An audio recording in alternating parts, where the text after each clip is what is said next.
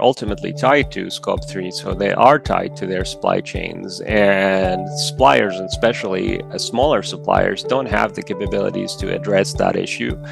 Now, there are ways to go around it. I think one thing we need to maybe make clear to the audience when we talk about, for example, carbon emissions.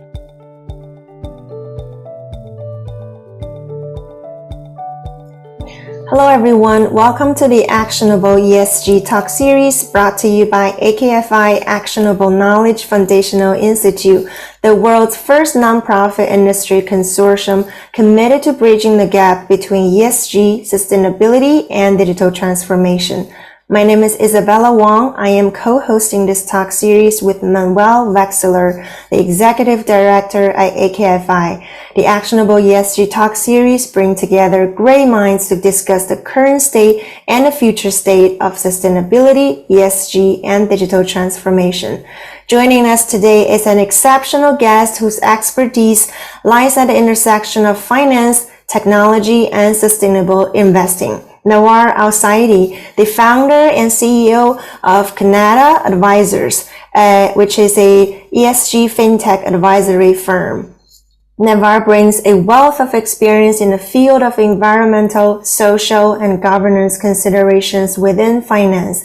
He has held multiple ESG-related senior roles, including but not limited to Senior Portfolio Manager for ESG Investing at Canada Post Pension Plan, Director of ESG at NEI Investment, and Chief Impact Officer at Scope 4 Capital. Nawar holds a CFA in Climate and ESG Investing, a SIPC certification, and an FSA SASB credential. He's also the author of 5 books and an active contributor to Financial Press. Today, we have the privilege to tap into Navar's vast experience and expertise as he shares his insights on ESG Fintech, from discussing cutting-edge trends to highlighting transformative strategies. His valuable perspectives will provide us with a deeper understanding of how finance and sustainability can intersect to shape a more responsible and inclusive future. And by the way, impressive, not only track record, but your life experience. Like I listen also to some of the TEDx and a couple of other interviews you gave a couple of years ago. And your experience with, like pausing for 2 years and then getting to the sort of revectoring your career, if I may say it this way. Yeah, thank you. Yeah, it's been valuable to have, I think, multiple experiences, and we are the product of our experience. So hopefully, I'm leveraging everything I went through in the right direction in this field, which continues to challenge me. I mean, it's challenging me and challenging many individuals as well. So let's start with the official recording. And before that, Isabella, as I said, will make the introduction, so I'll jump right in. So we typically start our recording with a question about what are your thoughts on the current trends in sustainability, ESG, and digital transformation. And if you would like to take the perspective of ESG Fintech, which I understand you working very closely with. Yeah, hi, Manuel, and thanks for the question. It's a pleasure to be with you. I think, I mean, that's an interesting question, specifically from the prospect of ESG Fintech or climate Fintech or green Fintech. Now, there are many names to companies working to build solutions for the investment community on sustainability issues. And I would say the overwhelming kind of theme is that this is just a tremendous opportunity. There is a lot of need for ESG technology-driven solutions to help asset managers and asset owners align with a net zero trajectory to kind of clean up their portfolios from a sustainability perspective, from a carbon perspective. And just to give you an idea in terms of order of magnitude, the market today for ESG data is around $1 billion a year.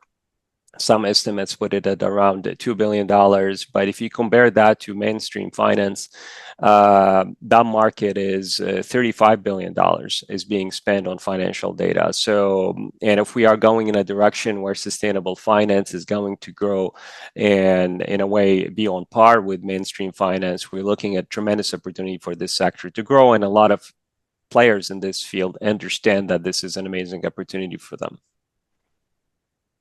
And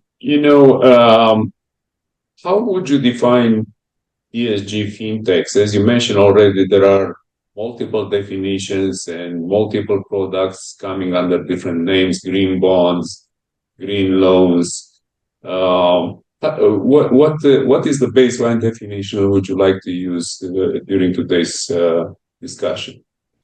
So what I would differentiate here is between green or sustainable investment strategies and ESG and sustainable fintech companies that are building the technological solutions to enable sustainable products.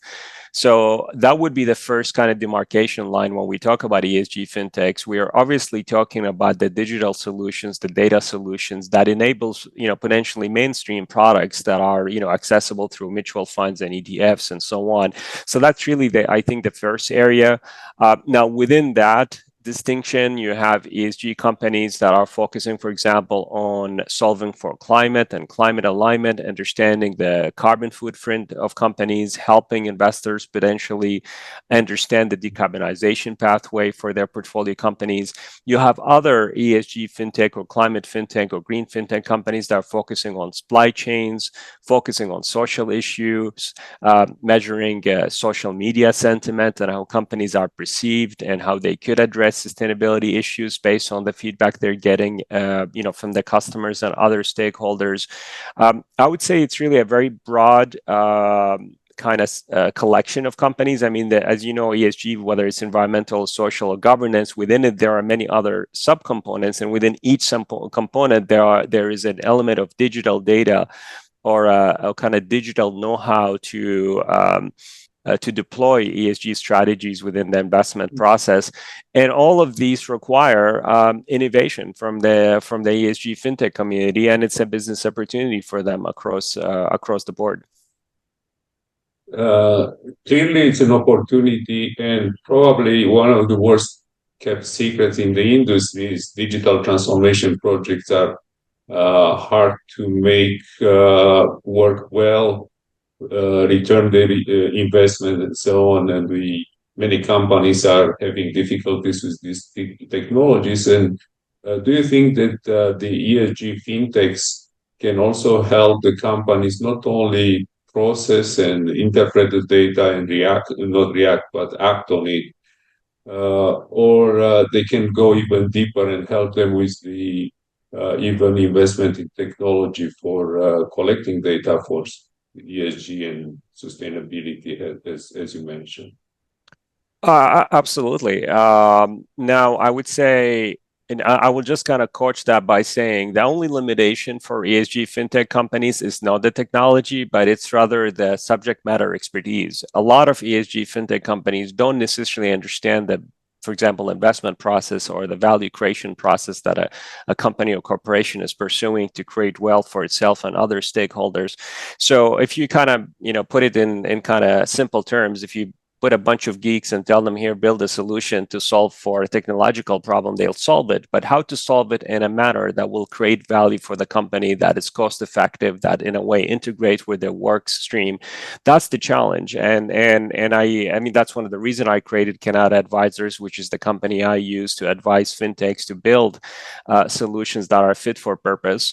I do feel, for example, let's take a precise example. If we look, for example, at climate and carbon, to me, every business activity we do today is closely tied with carbon. It's either emitting carbon directly or indirectly. So what fintech companies can do, and you look at carbon accounting companies, one of the companies I'm advising is focusing on carbon accounting and carbon management. It's really looking at that carbon footprint that a company has at multiple levels within its operations. And if you were to extend, I mean, this company in particular is focusing on oil and gas, but if you look at all industries, all industries need to manage their carbon. And in order to manage their carbon, they need to understand where the carbon is coming from, and where it's potentially most problematic and what they should target earlier. So the way I think about it is that ESG fintech companies, climate fintech companies, and carbon accounting fintech companies in particular need to create what I would call a carbon operating system. It's the same way we have an operating system to manage data. We need a carbon operating system that fintech would enable, that would give executive the capability to understand their carbon profile and give them the planning and scenario scenario management or kind of scenario testing tools to understand how they could decarbonize in a viable way.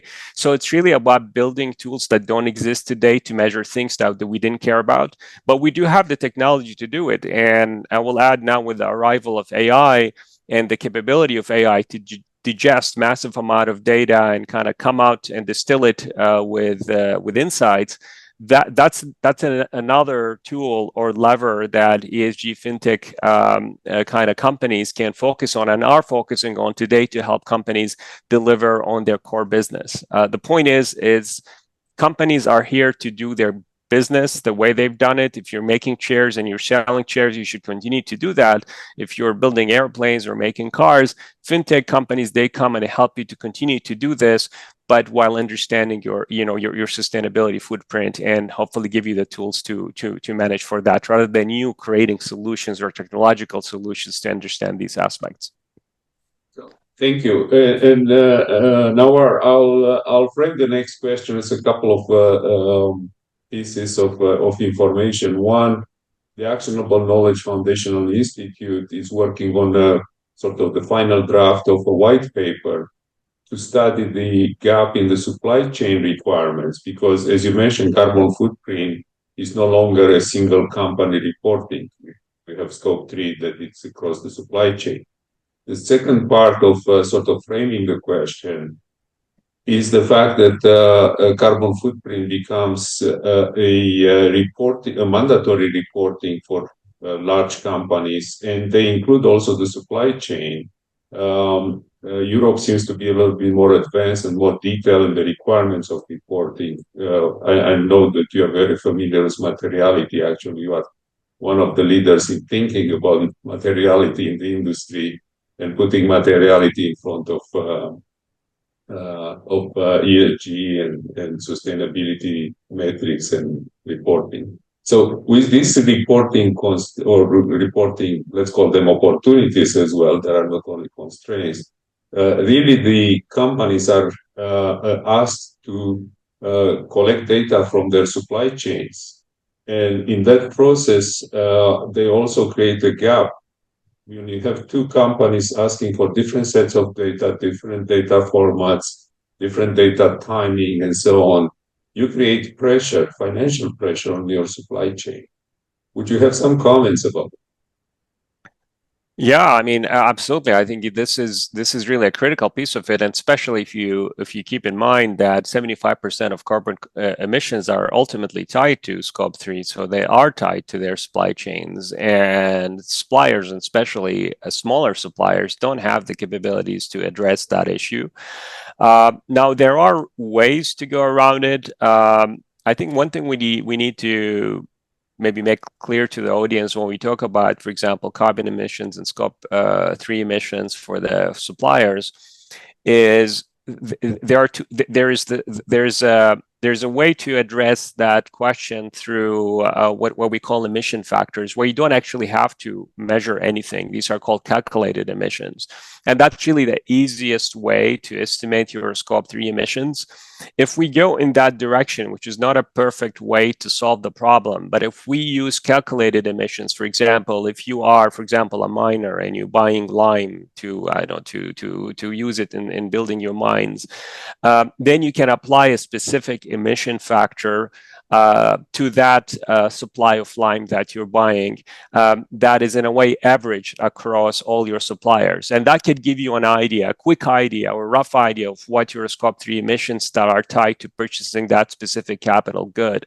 Now, if you want to measure emissions, which is the difference between measured emissions and calculated emissions, that's what's really get very complicated, because then the supplier has to be very granular in the way they measure this data and communicate it to you. So I think we are today at a stage where I think the world right now is comfortable with calculated emissions. And if you look at the SEC rules, it's kind of gives a lot of leeway in scope 3 emissions, gives companies a lot of flexibility to in a way get it wrong, which is fine, because we do need to build let's say kind of very broad brushstrokes to understand where everybody is in terms of scope 3, and then go gradually be more granular. So I think we'll get there, and that's really where the fintechs, ESG fintechs and climate fintechs really thrive. I mean, that's really their strength. One of the companies I'm working with on climate data, they look at 10,000 data points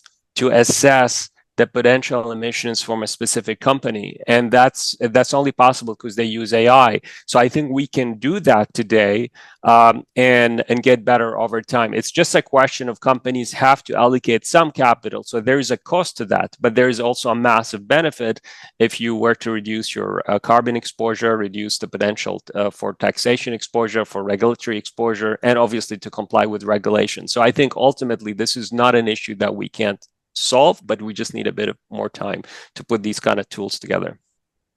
Thank you. And actually, I like what you said, getting wrong before getting it right. But also in your description, if I understood it correctly, these models are static, are average models, and they won't factor in the benefits or will not create benefits for the companies that are at the cutting edge of innovation. There are really they do major inroads in carbon footprint and so on, because once you use an average, you hide it under the average numbers. So I really like what you said about analyzing 10,000 data points or whatever was the number, and getting a more dynamic, real-time kind of picture of what's going on in a specific company. Because otherwise we sort of swim in an average. Well, I mean, I think we all desire to have more detailed and quality data. I mean, think about financials.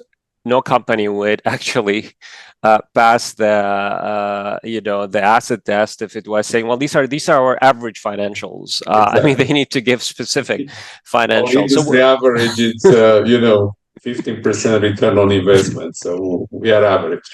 Absolutely. So I obviously agree with that point, but we need to, in a way, start somewhere. And I think companies who want to go beyond the average, they need to put down investment. They need to pay, in a way, smaller startup and smaller ESG fintechs. They need to give them the tools, the resources, the access to the information to help them build these tools.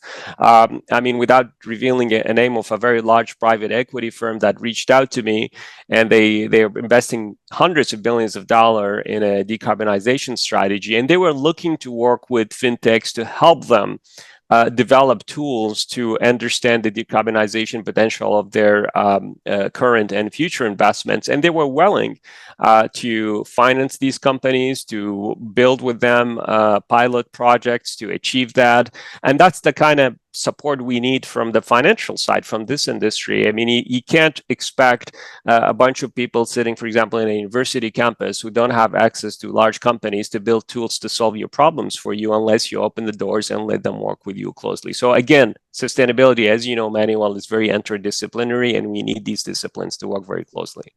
Actually, one of the pioneering work done by Jen Boger, which I think I introduced to you earlier.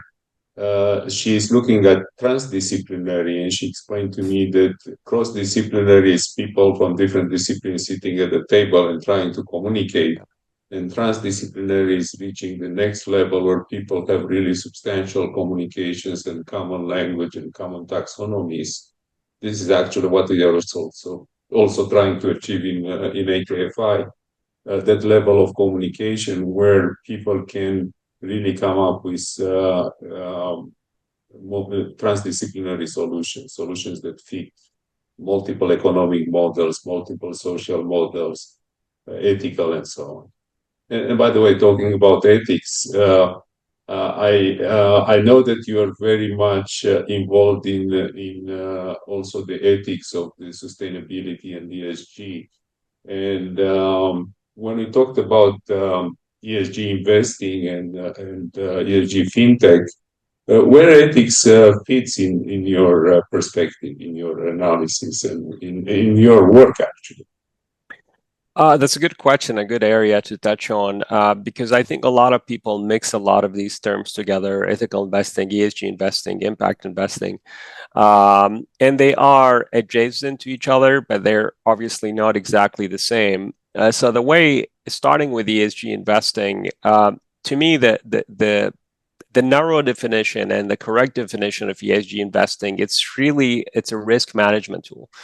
It's a way to integrate sustainability data or social data, environmental data, and governance data in the investment process to assess risk and opportunities. This is all about understanding the risks and the opportunities facing a company in relation to these factors. So it's really not about making the world a better place, it's about making companies a more profitable place, and by extension, making the world better, because these are ESG factors.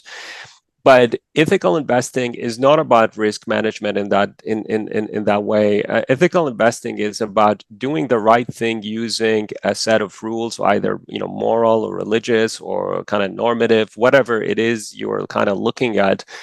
You may not want to get exposure to gambling or pornography stocks or sin stocks overall just on ethical reasons. So that becomes an ethical decision. It's not related to ESG. I mean, there are many studies that show that sin stocks do very well as an investment, but you may still exclude them because you don't agree with them.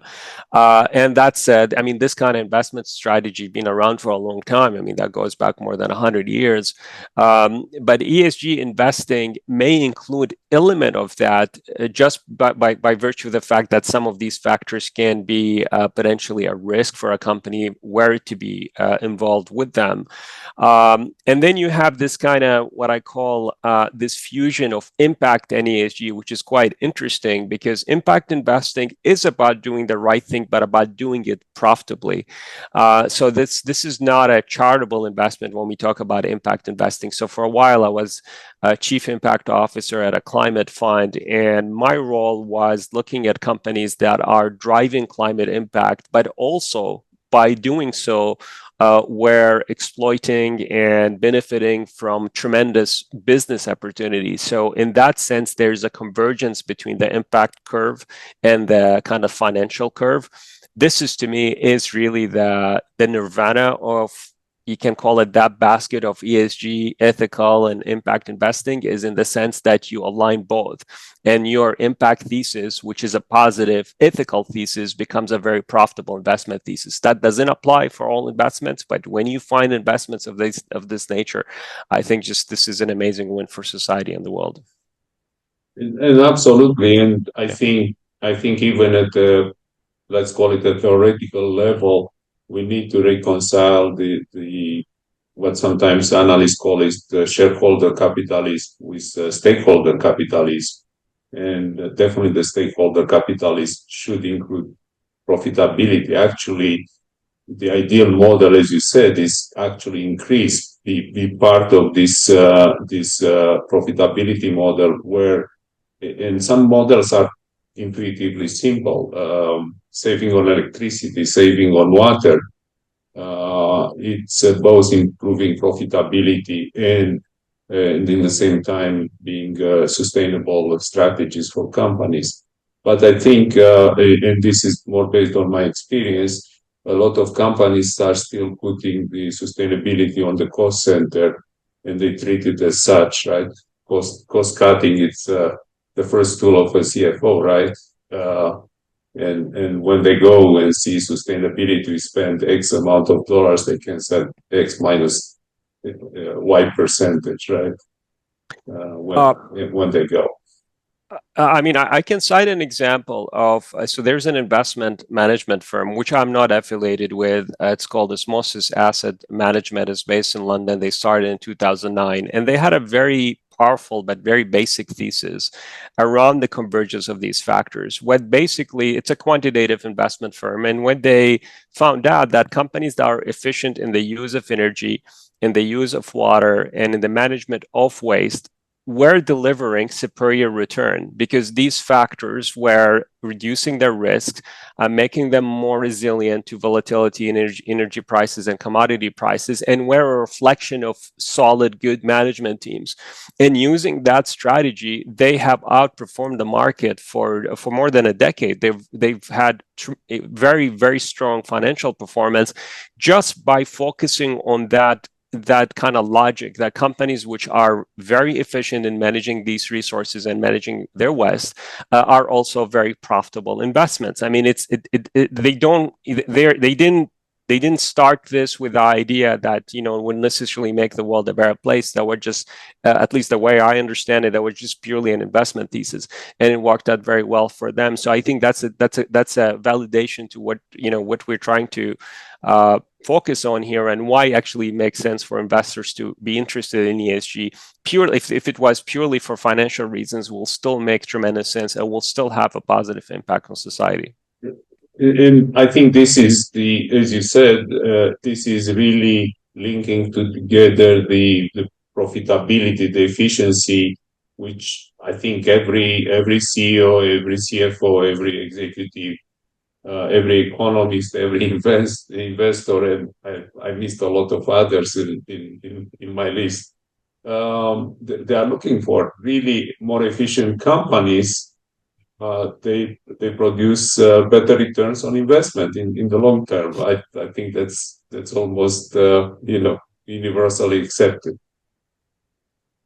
And I think that's increasingly so in a world where there is a cost now to that pollution, when there is a cost to carbon, when there is a scarcity of water, where maybe before you could kind of brush off that level of efficiency by saying, at the end of the day, that's really will make a marginal impact on my bottom line.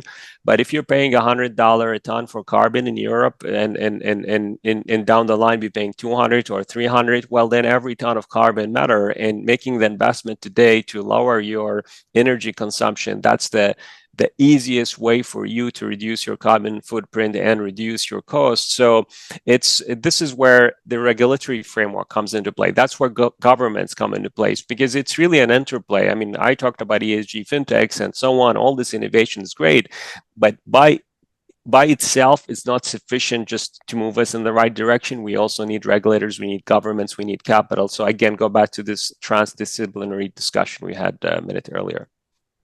And well, I'm a little bit watching the clock. I would love to have a follow-up on this, but I want also to move on, and move on, trying to move on and sort of have through your perspective, a peek at the future.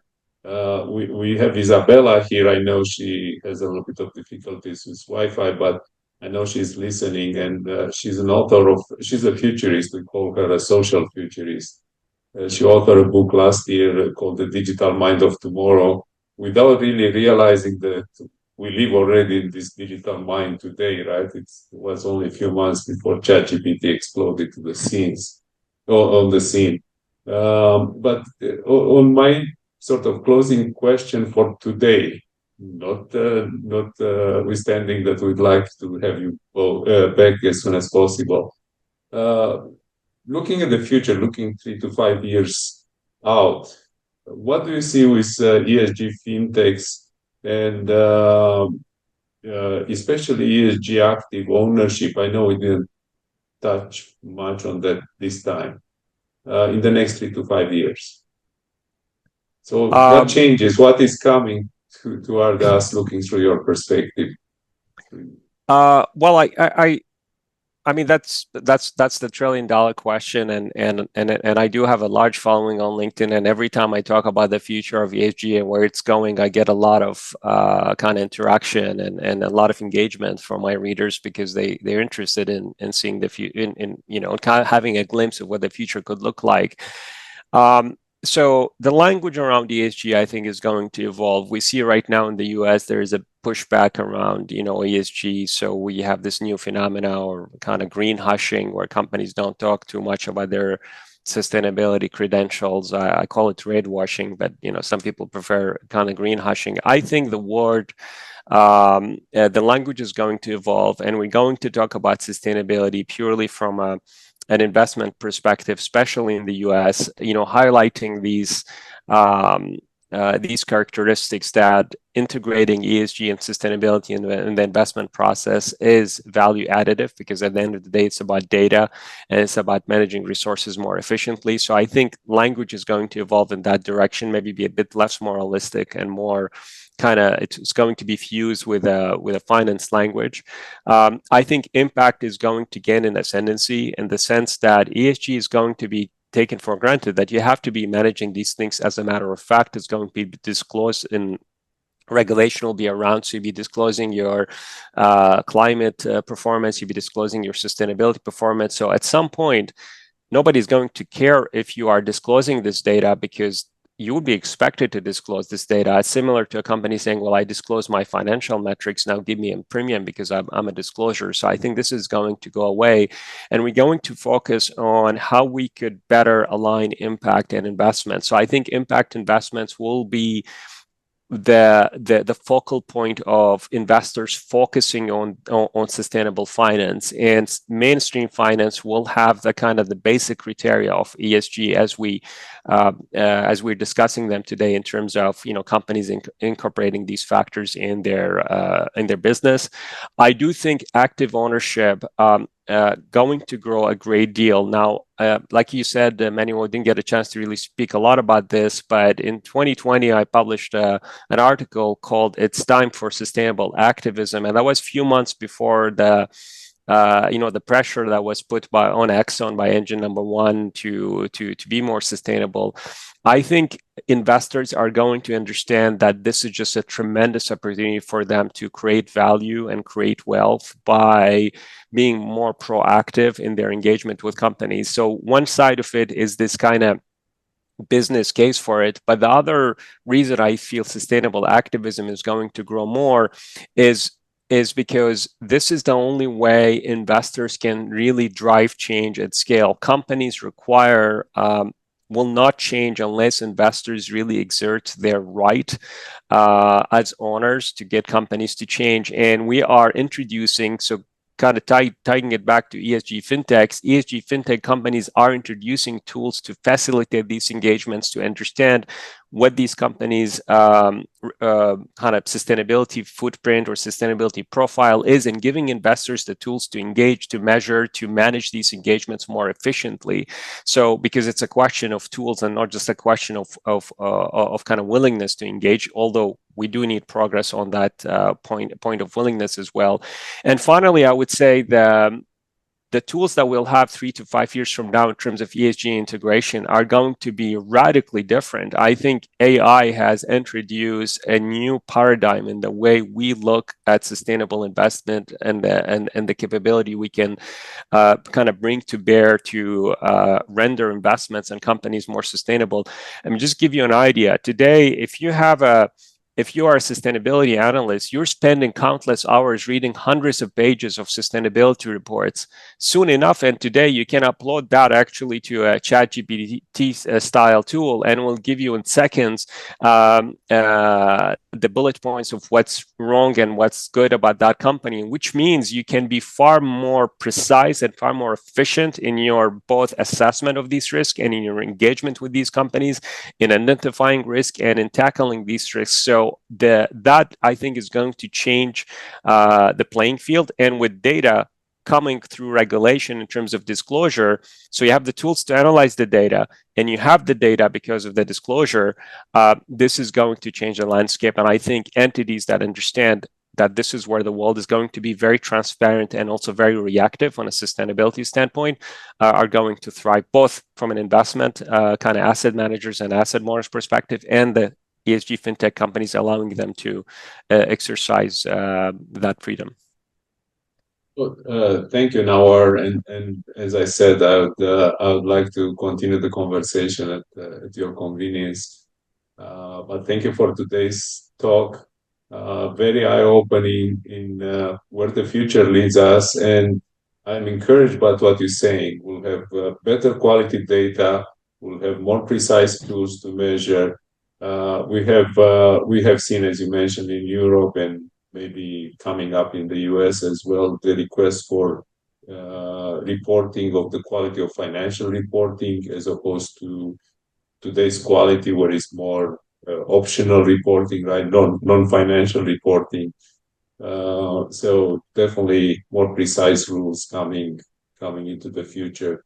And we, as you said, we have the tools, we have the company's digital transformation already ongoing. Some bumps in the road, but definitely a very good and optimistic view of the future now.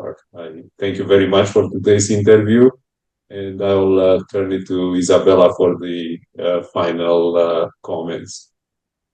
Thank you. Thank you, Manuel. And thank you, Isabella.